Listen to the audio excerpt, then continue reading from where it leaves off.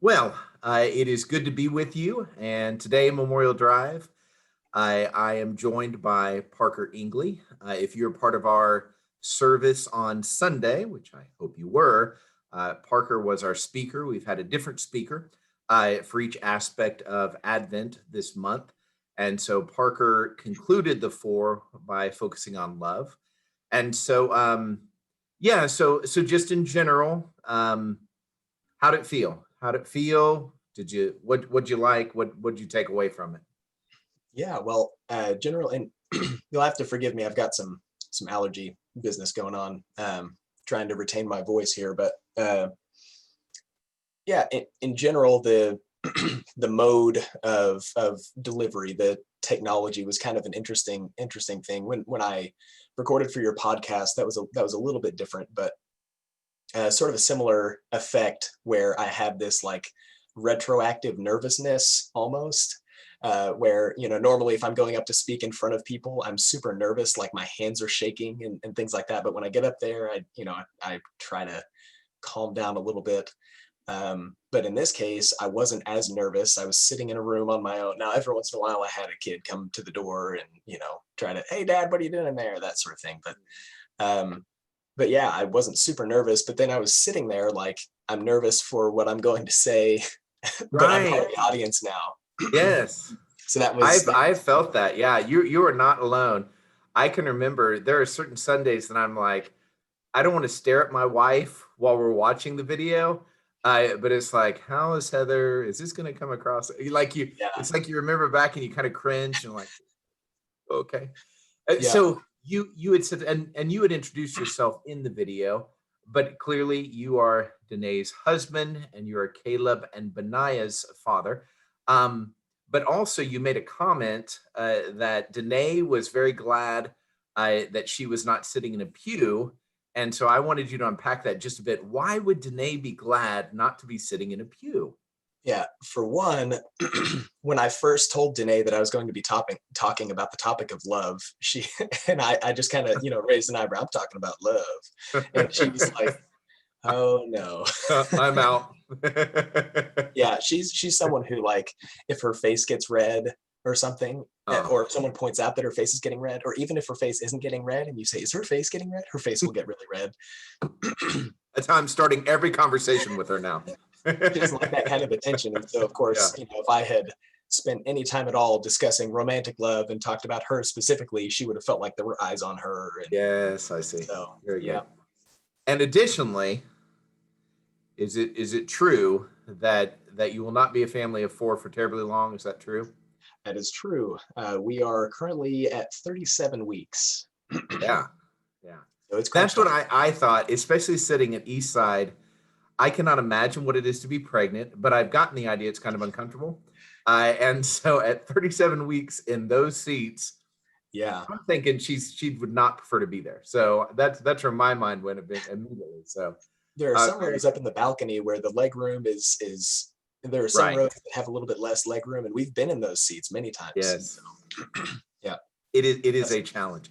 So one of the dynamics I thought it was really funny when towards the end you said some of you we all show love in different ways, and some of you are not as eloquent as I am, and then you're saying I'm on my 11th take of this, and then you took a break and went to 12th take and you had the script there.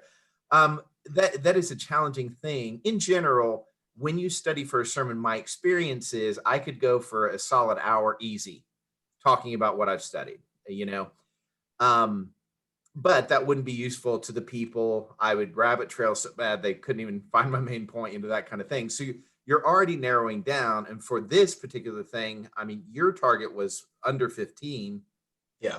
and I think you clocked in at 12, but that means you left out some things that you would want to say. Sure. And so, yeah, so I'm just curious. You know what? Actually, let's wait until the end. So to fill in some of the content.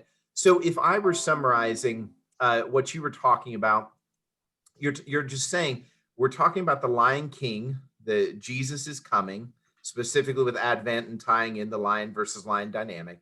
So our hero is coming, and he comes with these different attributes. He's coming with the fullness of who he is, but we're focusing on these different attributes. And so he's bringing love in this particular case. And so what does that mean?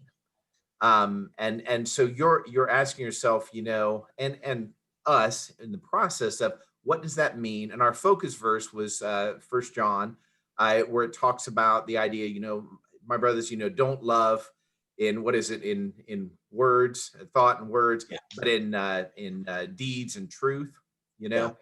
And then you took us, you were trying to unpack that for us. What does that look like? What is God not wanting of this? Because it's interesting because we're defining love by what it's not to some degree in this way.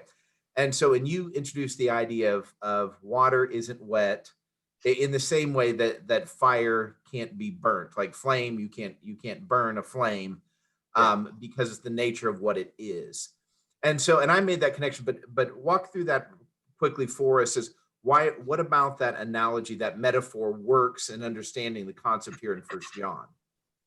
Yeah. Uh, yeah. Well, first, I guess, did do you currently believe that water is? I was curious. I was sitting there talking today. I was like, I wonder how many people this morning are going to seriously consider. I don't know if I believe that water is wet anymore. Well, I'll tell you, I had given it virtually zero thought. I have heard it in passing as almost a joke, like I perceived it as a joke, so I just moved on. But yeah, I think the case you made, and there is a bit of semantics obviously at play, but I think the Yeah. case you made is the idea that, well, yes, I understand what you're saying. And if somebody asked me, I would say, well, here's the way I would reason it based on your reasoning. So I Yeah. do get your reasoning. Yeah. So let's say from that vantage point, I accept your hypothesis. We Yeah. can go with that. So yes, With so with the I would verbal agree. semantics, you could Yeah, argue it either way depending on how you phrase it, I think. right. Exactly. And Exactly. even in hearing my own recording at the end, I noticed at the very end I was describing, love as, like water, and the way I phrased it, I said like water's wetness. And even then I said water has, this property about it. And I just Right. spent Yeah. the last like 5 minutes. Well, it does. You Yeah. can't make water wet Yeah. because it's in, but if let's use dirty versus flame. If I'm dirty and I touch you, then I've my dirtiness is rubbed off on you. And so if I'm wet, I guess we could have just stayed with wet in the first place. If I'm wet and I touch you, now you're wet. So the way that water spreads, or the way that we understand or perceive water spreading, is the wetness of it. But anyway, so yes, I did understand what you're saying. What do you mean though? And I could give you my version of what you mean, but what do you mean in terms of that metaphor? Why is that Yeah. useful to us in considering love? Yeah. Well, I don't think it is, as far as how I define love, or certainly how love is defined in First John 3:18. I don't think love in that sense is something that I can have for myself. Um, and of course, semantics, the English language doesn't do us any favors there, but it's something that has to be extended to something else. If I love myself, there's no way to act that out. I can verbalize it, I can say it all I want, but really at like a primal level, we are designed to have self-preservation. Well, is that love? Is self-preservation love for self, or is that just like an innate human nature? Love, I don't think is necessarily, well, I mean, it's not easy. It doesn't come naturally in a lot of cases. It is a putting down and not, well, not necessarily putting down of self. It's putting above yourself something else. Yeah. And I think putting a focus on something outside of yourself is what makes that valuable and what makes it worthwhile. Yeah, I think that's an excellent answer. And your whole point is the love, agape love by definition, is is seeking the best. And this is a simplistic definition, admittedly, but it's seeking the best of the other. And so you have to have the other for that definition to function. Yeah. And you made that clear. You said, look, the word here is agape, which immediately ruled out arguing from all the other expressions or applications of that word, of what love, the English love, can mean. So I thought that was really, I think that's very effective, is that picture of, if it's not impacting another, it's not agape love. And I think that's really important. It's interesting when you brought up self-love, I immediately went to where I've heard that case made, because you said, as I've searched scripture, and this I agree with. There's no gotcha here, by the way, Parker. You said, and I'm telling you, sir. No, I'm there's waiting none of for that. And so, it. so you'd handle it fine. I'm just saying I'm not doing that anyway. But in Matthew 22, where he says, what's the greatest command, and he says, love your neighbor as yourself. That's you had talked about the idea when you go through and talk about and I'm adding this word, intrinsic worth. Mhm. What do I bring to God? And you had said there's nothing in there, and I think that is completely consistent with the gospel and Jesus's first sermon. Blessed are the poor in spirit, and that word poor there means I have nothing to offer spiritually, and that's what we're talking about. Yeah. And even on a physical plane, it's like, so if I said, and there's adages I've heard about this or little stories, but if I told God, no, I'm going to bring something to the table that's uniquely mine, he'd be like, well, what mind are you using to contrive this thing? Well, that's a Yeah. mind he gave you. What resource? There's a resource he gave you. So there is nothing that we bring to the table. And so I think that is completely consistent.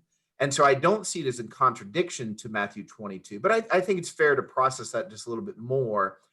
So what would you say to a person who says, well, wait a minute, if I don't have self-love, then I can't love my neighbor uh, in a fitting way because it's as or like I love myself. So now I think there's a bit of apples and oranges here, but I'm just asking you, if someone were to say that, how would you walk them through that concept? Yeah, no, that's great. I hadn't brought that scripture into my thinking here when I did that, but um, I think I may start with something that I mentioned. I'd start with something I mentioned just a couple minutes ago. With there's a natural self-preservation. There's something about me that makes me I think you used the word value. There's a value that I assume in my nature of wanting to survive. My self-preservation is that I inherently have value in myself. Um, and if I didn't, then I probably wouldn't last very long. I wouldn't, eat or something like that. Right. So Yeah. if there's a value in life, then I should assume that someone else has that same value that I do. And I think and there have been times where I have felt, where I've been in a place of depression, and I've been downtrodden and beating up on myself and feeling bad for whatever reason. And I go to scripture to find my personal validation. Like, where is my worth? I feel useless right now. And that's my pit of despair and depression. And I go digging into scripture, and I have been, well, at first, very disappointed in finding there is nothing in here that tells me I have inherent worth. And that's a blow.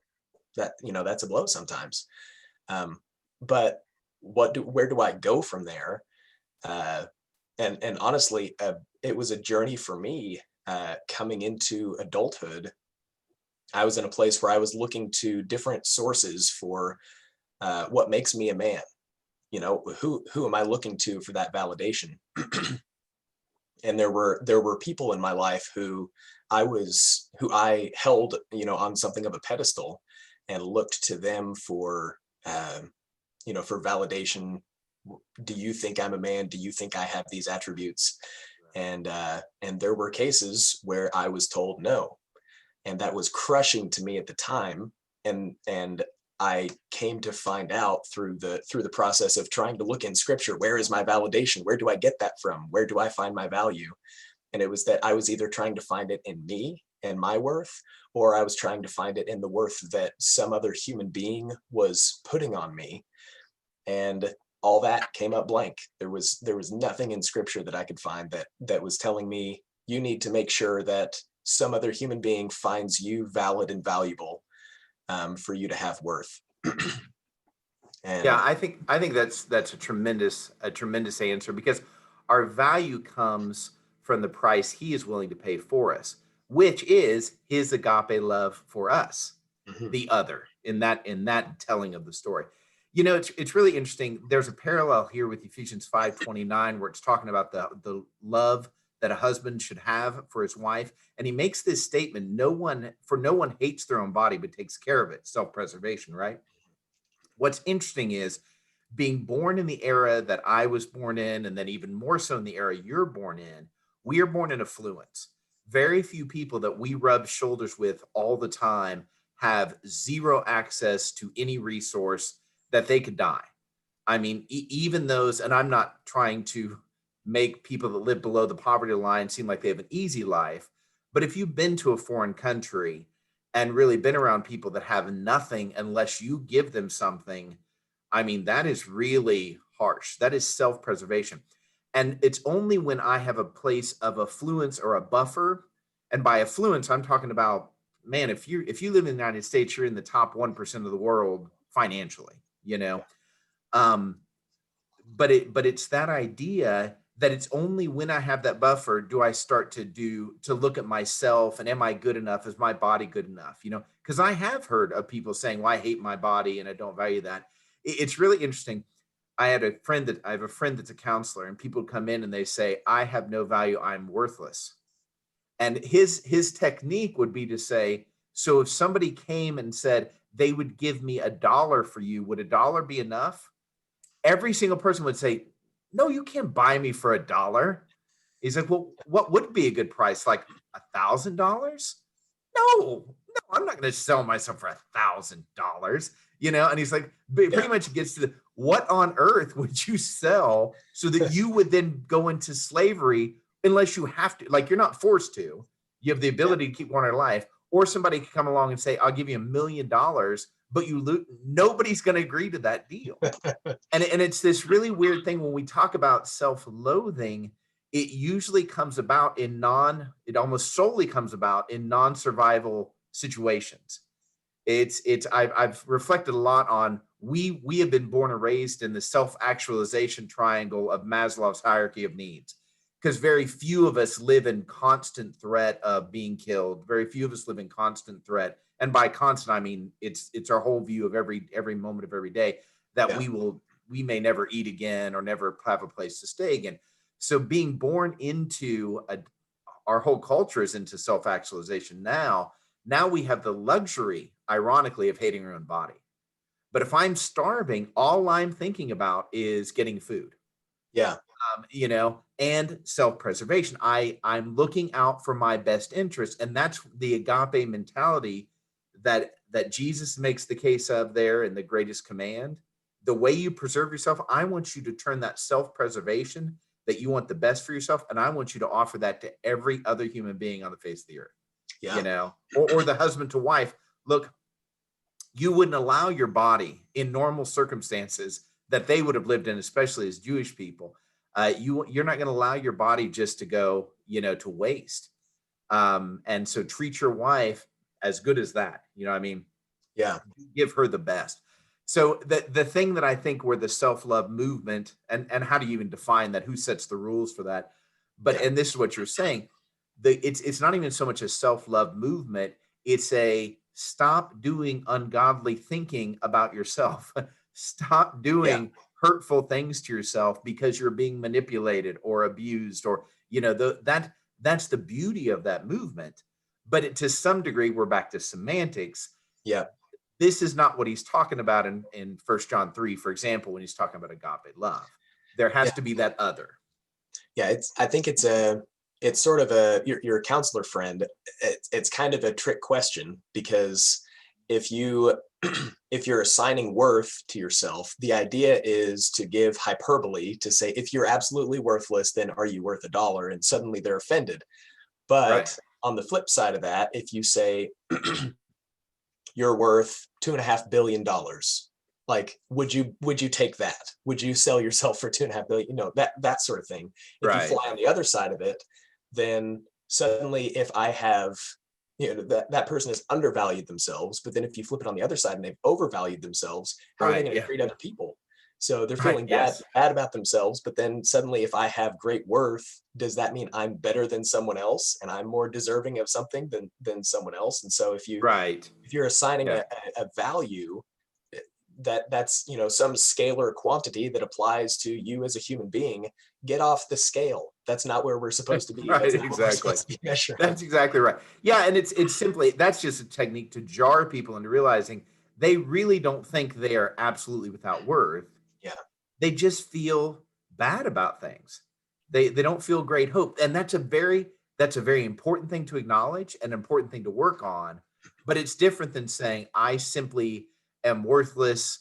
I have no value at all. Yeah. And you're like, you don't really believe that, because we can start saying numbers and you're going to be offended. Yeah. And it's not, of course, we're not suggesting it's okay to go buy people, obviously. But Yeah. to your point though, the point you're making is that the love that God is talking about, in particular in First John, is this dynamic, and the whole book is really about love and ways to express love and how that affects how you look at your sin, how you look at your brothers. Yeah. But it is that idea. When I think about love, I don't think about it primarily. You didn't use this word. I'm going to add this word. I don't think primarily about my feelings toward other people. And this ties into the C.S. Lewis quote. Can you offer that one again about the idea of I actually wrote it down somewhere where he talks about do not waste time. That Yeah, one. that one. Okay. Yeah, Yeah, that second do one. not waste time bothering whether you love your neighbor. Act as if you do, and presently you will come to. Yeah, exactly. And now some people would say, well, that means you're going to be faking it. How does that quote work in real life? Yeah. Well, Why is that quote true? That you think it's true? yeah. Well, I think I think it was in the post sermon conversation between Tim and Trent last week. They did a really good job describing this because Trent was talking about. Well, I think they were both talking about when they were doing things that, like, I think Tim mentioned running. He did not like running, but if he forced himself to smile, then it would make him feel better about the situation. That's And right. Yeah. and there's something about is prostration the right word? Like it may not be quite the right context, but something about the position you put yourself in. Kneeling down, or if I'm standing up, or my posture is related to confidence, related to body language, that sort of thing. It affects your state of mind. And I think that has a lot that it can impact our relationships with people. And if I'm feeling frustrated with someone, and I guess here's where the fulcrum of the matter is. If I'm faking it, then I have no intention of loving that person. If I want to love that person, if I really want what's best for them, but there's something in me that is, I can't get over the value that I have on myself and my ideals and my opinions, and how that is in conflict with them, and my personal opinions are keeping me from expressing that love to them, then I put myself in a position that maybe my physical posture, or some situation that I interject myself into because I have a great intention to love that person and show that love to that person, but I have a mental block because I am a sinner and I'm valuing myself more than I ought to. And so I put myself in a position that is humble, and I force myself to submit to that person as a person of value. Right. Yeah. So here's an important thing. I think that is extremely well said. So let's frame it in this way. I believe that everybody has a person in their life that when that person calls them, they not only will not answer the phone, but they will really try never to call them back again. Is there any way they can get around it, kind of thing? So I'm not that way, but I know other people are that way. Okay. So anyway, so let's say I were to get a call like that. And my first thought is, oh, I don't want to take the time. I don't want to, whatever it is that would make that negative for me. When I choose to do it, and this is the irony, when I choose to do it because I think, well, it's my duty. When I choose to do it because I'm like, well, that's what good Christians do. There's a good chance on the other end of that conversation, I'm not going to love them. But if I choose to do it because I'm like, I want to be like God, God loves me, and I want to love this person, I don't feel it. I don't feel like doing it. I don't feel love towards them. Like this not naturally coming out of me, if I'm not experiencing that.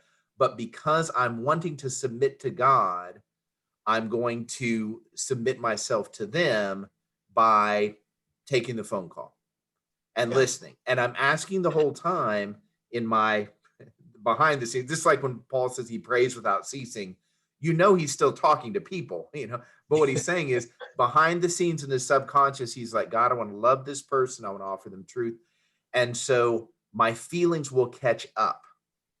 In most Yeah. cases, my feelings will catch up. At the very least, let's say I take the call and this person gets me into a spiral rabbit hole, and I'm like, oh my goodness, this is a big mess. I may not feel more loving towards the person, but if I'm trusting God through that, like I'm like, I don't even know what I accomplished there, God, but I sought to love you by loving them. And I'm just saying the feeling does almost always catch up. Now, the Yeah. feeling catching up is not the goal. It's simply Yeah. to say, it's not enough to say, do I really feel like I love the truth? And this is something you didn't have time to get to, but when it says in deed and truth, so we focused on the deed part, this just came into my mind.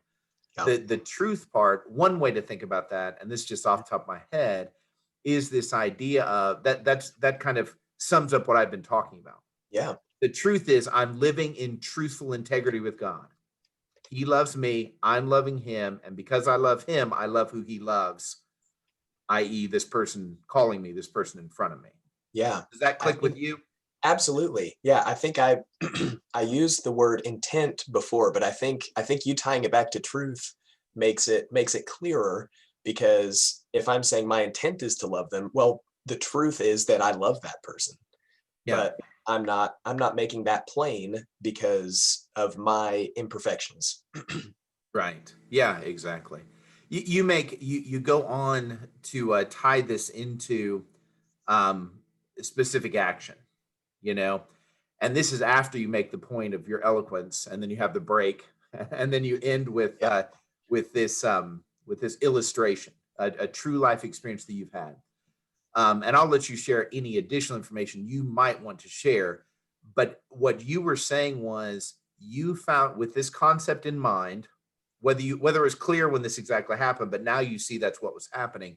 Mhm. You found yourself in a life situation with a person that there was tension, that reconciliation had not been found by discussion, Yeah. but you found yourself in a situation where they had a genuine need.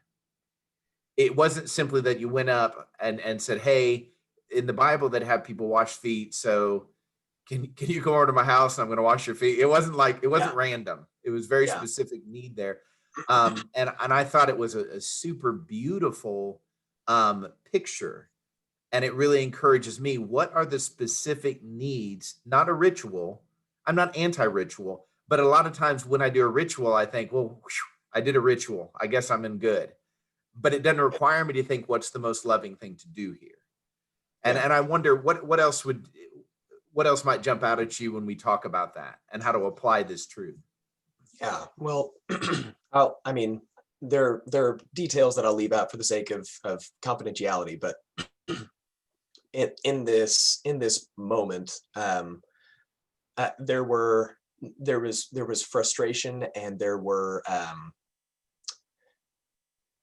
I'll say, there were scriptural accusations that were made, as far as how are you not living, but in this conflict that we had, and how that conflict was being lived out. um I mean, scripture was brought up, like your transgression in this conflict was not congruent with scripture.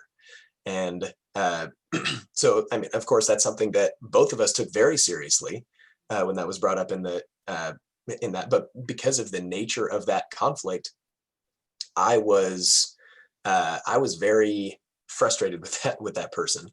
Um, I was not only very frustrated, but I was very hurt, and it was that hurt that I couldn't get past. But I knew that I still loved him, And I couldn't let that be. I couldn't let it go without being expressed, but I could not, no matter how, and I don't know if it was my tone, or maybe it was because of my tone that my words were not ringing true with, I may have said the words that made sense, but maybe the tone that I said them with just didn't come across right, or so. I don't know what it was, but there were 2 or 3 lengthy conversations where it was, you are not doing this, you're not doing this scriptural principle. I'm leaving it Yeah. super vague. I'm No, sorry, but I get it. No, you're fine.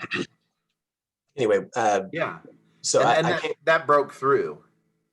yeah, so Yeah. I came to a place where it was a tense conversation, and I can't even say moment because it was probably over an hour. But I was, I was helping him. I was there to help him, but there were extra things that could be done in that moment that weren't necessary. And I chose to go ahead and try to do some of those extra things. And one of those things ended up with me holding his feet, and I was I was frustrated. My emotional hackles were raised. Uh, I did not want to be doing that, but I knew that there was nothing else I could do to express that. Um, and and honestly, even after that, I still have walls in that relationship that I have not brought myself to bring down. Um, and that weighs on me. That weighs on me every day. But in that moment, behind those walls, I have a deep, unconditional love for that for that person, and I didn't want those walls to keep that from being known. And that was the only way I could do that. Now, I was fortunate to be in a situation where I could physically express that. If I'm just talking to someone on their porch, come up and knock on their door, and I'm talking to them on their porch, I'm not going to get their shoes off of them in a doorway and like do anything to their feet. That's not going to work out. I'm But trying to work on it. Have you ever been on a campaign? They give you specific lines, what to ask when, and you're like, the introductory line is, "I know you're wearing some shoes though. They look a bit tight." That's you're just meeting this person right after you acquire. Yeah. So walk me through this piece. So yesterday, and I don't even know if that's the way I said it was correct. So yesterday, I am reconnecting with several of the boys that I worked with when they were in middle school at Monroe Demonstration Academy, yeah, and we haven't been together in a while.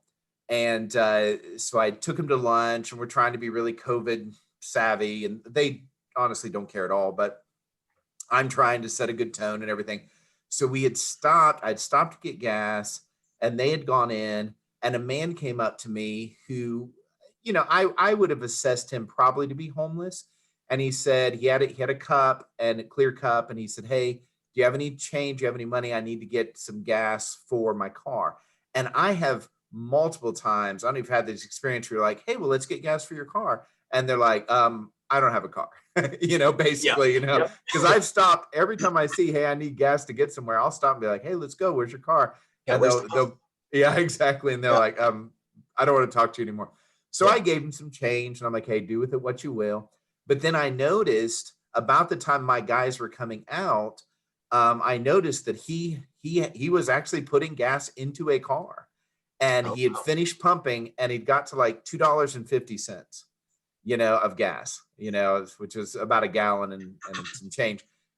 And so I thought, man, I was in a hurry with these guys, but I thought, yes, I had given him some change, but what is the most loving thing for the guy? Okay, so now here comes the tension with this. yeah, So I go over and I said, "Man, I didn't know your car was so close.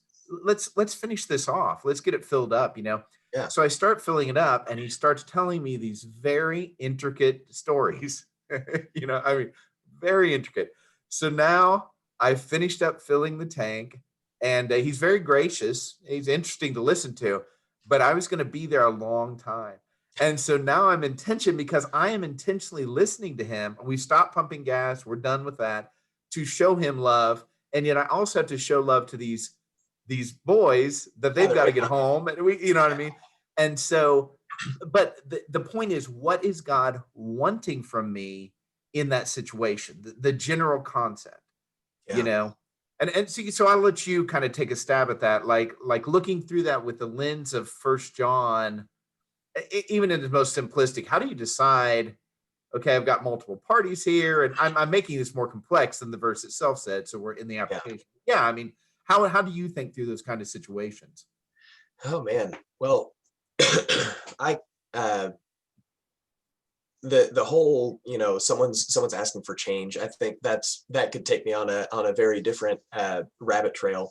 But I've had several situations where I think someone has come and approached me in a similar way, and I try to, and I think it ties into this pretty well. I think, okay, let me meet that need. How can I meet that need? Someone comes to me, and if I can show them I see you and I see your value, and if I can give that to them, then great.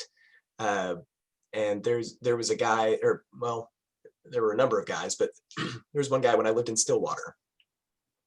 He came up and asked if I had some money for food. I think Danae was pregnant with Caleb. We were getting in the car, and so Danae's waiting in the car, and so I get her in the car, and he's standing there asking me for change. So rather than just say, no, sorry, and get in the car and pull out, I stopped and shut the door. We were standing right in front of a Subway, and he was asking for change, and I said, well, there's a Subway right here. There's a McDonald's just yeah, I mean, it was like a few hundred feet away. And I said, do you want to come into Subway? And he was like, well, I'd prefer McDonald's. And I'm like, oh, okay. I mean, it's probably maybe going to be cheaper. I don't know. Yeah, right. So I was like, yeah. He's like, yeah. Do you just have some change? And I was like, no, I'll buy it for you. I was like, I don't have much cash on me, but I'll swipe my card for you. Let's go order whatever. So we get across the parking lot, and we're about to get in the door, and he starts slowing down, and I'm turning around like, so Danae at this point is like in a different parking lot, and I've just walked away from her. I think I left the keys with her so she could turn the car on. Oh, good. Yeah. She's okay. Anyway, so we walk over, and I've got like my hand on the handle, and I turn around, and he's like 15 feet behind me, and he says, and I'm like, are you coming in, or I'm just trying to figure out what's going on, and he says, I see my brother in there. He works at this McDonald's. I see my brother in there, and I was like, oh, okay. And then I realized he had this look on his face, like he didn't want his brother to see him in there asking for handouts. Oh, okay. And so I said, okay, this is a this isn't a self-love thing. Danae brought it up to me when we were watching. She was like, self-love, there's self-love, and then there's self-care. And she's like, I've Good. heard it phrased as self-care. And I was like, well, so I look at this guy, and I see, before it was just kind of a brash, hey, do you have some money? And then there's this look on his face of there's some shame there. And I said, what's your order? And so he said, I'll take a Big Mac. I was like, what kind of drink do you like? And I don't know, maybe he ordered a Coke or whatever. So I got, supersized everything and just brought it out, because I was like, not that it was a bunch of money. That's not what I'm trying to say. But I just ordered him, whatever he asked, and tried to save him that, the dignity, because Yeah. not only was I saying, I want to meet your need of hunger, but I also want, the whole point of me doing this is to say you have value. And I don't want to put him in a place where he feels like he's being devalued by bringing him in and saying, I'm buying this for you because for whatever reason you're unable to. I love that. Yeah. Yeah, that's beautiful. And I think you have the deed, you're going to buy food, and then you have the truth that says, I want you to know you're loved. This is not just me punching my card and saying, well, I did my Christian duty. Yeah. This is what Christians are supposed to do. This is me. I'm watching, I'm paying attention to you, and we can't read minds, but to the best of our ability. And even more, if God has positioned this person, I think this all the time, Parker, 7 billion people walking this earth, and I am talking to you right now. Or I Yeah. was talking to this man, his name was Jason, yesterday. You're talking to this man in the parking lot. So you're like, okay, then God will give me what I need. If I want to love him, even if I don't feel loving thoughts, even if I'm frustrated, even if I'm impatient, and I was feeling impatience, yesterday. But when you want to love like God loves you, then many times you will notice that extra thing. So for Jason, when I'm not talking about myself in third person here, that was this man's name. We'll call him Yeah. Jason. It doesn't matter. So the man receiving the gas, and he's telling J2. this very involved story. I said, I literally was talking with God in my head. And I'm like, God, what do I need to do here? Because I'm even parked. There are people waiting to pull in behind me in the gas station, this kind of thing. And I said, Jason, I am so sorry to cut you off. Um, you have a really good story here and it's important, but I have got to get with these guys. And of course, he was very much great. Oh, okay, no problem, this kind of thing. But it was important for me, and the word dignity, well, that really ties that in for me, for him to have dignity. He doesn't get to be treated rudely, like, look, I bought you gas, so I don't want to hear your story. You know what I Yeah. mean? He he has no he doesn't deserve it in the sense that he didn't have intrinsic value more than I have intrinsic value, but Sure. he has the value that he is loved by God, and I have the opportunity to be an echo of that in his ears, Yeah. just like you did, and you went the extra mile to protect his honor, to protect his dignity. And that's a little bit of, I think, what happened there. And I don't know that I did it right. And that's the key too. Sometimes we can get so, when we do start focusing on this, we can get so bent out of shape, and we'll think later, especially depending on your personality, oh, I should have done this and I should have done that.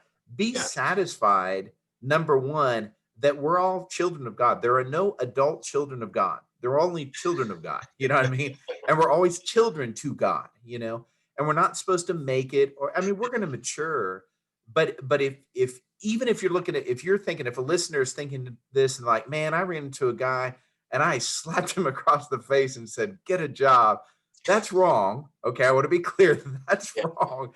But offer that to God. Say, man, that's not who I want to be. I want to love. And then, but there's training in that, our own training. Like, I guarantee you 5 years from now, if I interact in the same situation, I will do better in loving him, Yeah. in deed and truth, because there are things God has yet to teach me. But God knew I was needed in that moment for him and him for me, Yeah. so that we can make that other connection, and that's where your faith ties into all this, is that God didn't give you these principles and say you're on your own. God's spirit is working in you in that moment and in the other person to make a divine connection there. Hmm. And I just think that's beautiful. So before we run out of time, I am just curious, with the limitations on time, I was going to ask you this earlier, but now that we processed the message, Yeah. what else? If you had one other thing to add that you're like, man, here's something that captivated me, but I just couldn't make it fit. And it may be non sequitur to the flow of your lesson entirely, but in your study and your preparation, what is it that you would want to add on? Yeah. Well, I mean, there were a few things that had to do with love, but there are several different ways that I think several different interesting points about love that don't necessarily tie into what specifically is Christ's coming telling us about love and how love should look like. So, um, the other different types of love, a brotherly love is not going to apply in the same way, yeah, or romantic love and so on and so forth. I think the one illustration that I really liked that I took out because of how long it probably would have taken me to tell it,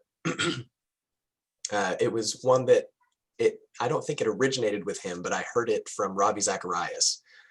And this illustration was that there was a man walking through the desert and he ran out of water as he was walking. So he runs out of water. He's in mortal danger at this point with the heat, and he walks up and there is a pump.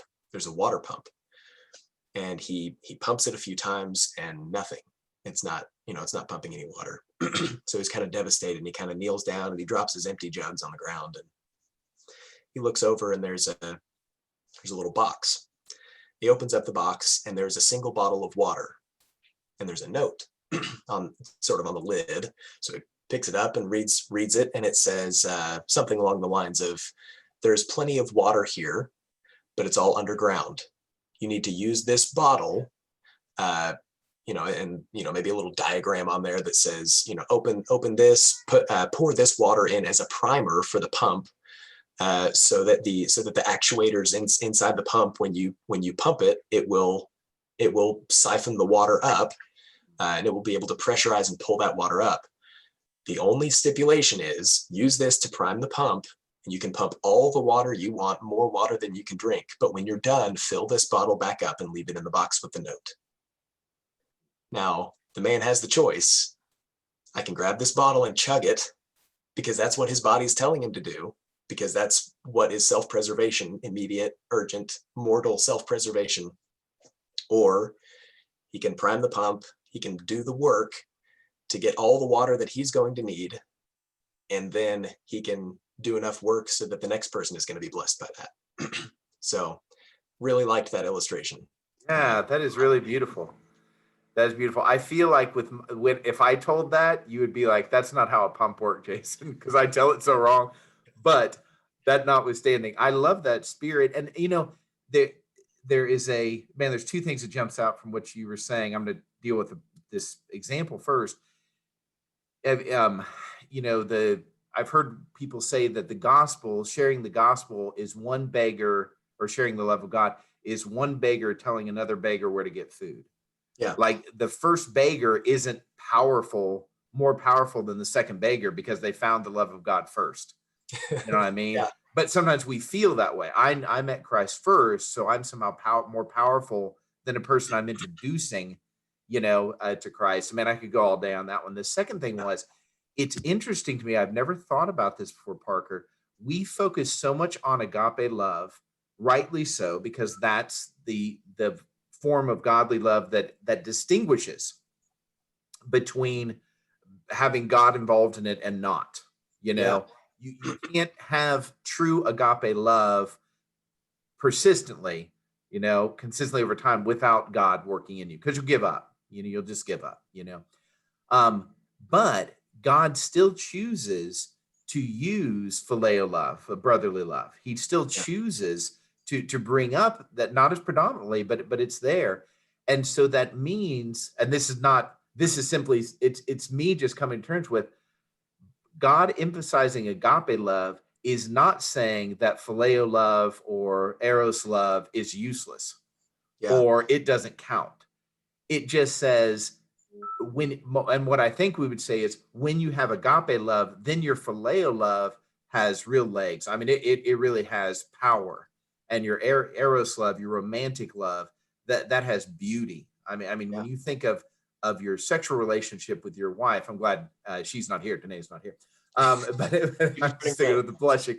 But when we think about marriage and the sexual relationship it's supposed to have there, I think many times, because couples go in with any number of misunderstandings about the emotional and spiritual dynamics of sex, and they don't apply agape love to the eros love.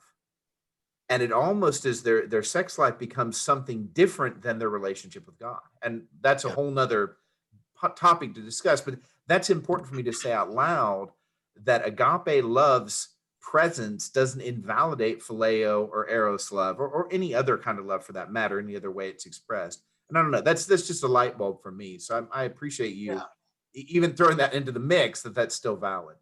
Yeah, that was something that was also on my list that I weeded out, because I thought, well, eros love is kind of doesn't directly apply. But since you bring it up, there's if my every effort is to gratify my wife and her every effort is to gratify me, who's going to be disappointed is kind of what it comes down to. And that has an agape-ism to it. Like it's my effort for something else, and vice versa. And so but there's also in the way that you phrase something, this agape, phileo, and eros love, there is a way to do each of them wrong. Absolutely. Obviously eros has some very wrong ways to go about seeking that love. Phileo love, if we do that wrong, we seek out a brother and suddenly we find tribalism. Hey, it's you and me and they're them. And we see that in politics, we see that in denominational church dynamics, and we see that everywhere. And then agape love, if we're using agape love to say that human beings have intrinsic worth, and we put ourselves on a scale and say that I have a number now and you have a number and I'm greater Right. than you, and Yes. or vice versa, we end up depressed because I'm less than you. And so either way, there's a way to that we found to twist it and make it not the beauty that it's supposed to be. That's right.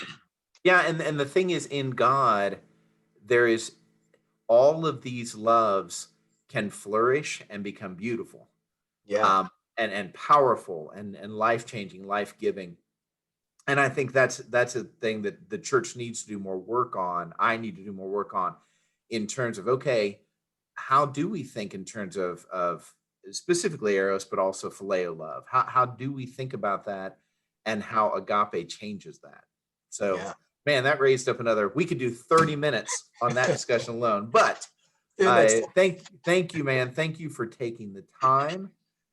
You are a phenomenal student of the word. I mean, I admire. Instead of saying you shame me, I'm going to say I admire the depth you go and the time you spend on that, and then to think, this huge dynamic in this very tiny space of time.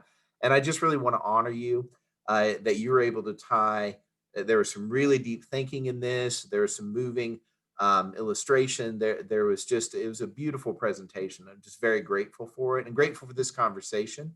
Yeah, I just look forward to how God continues to work in your life and your family's life, in your next child's life. It's just what a good season of faith you're in, and I'm just grateful for you, brother.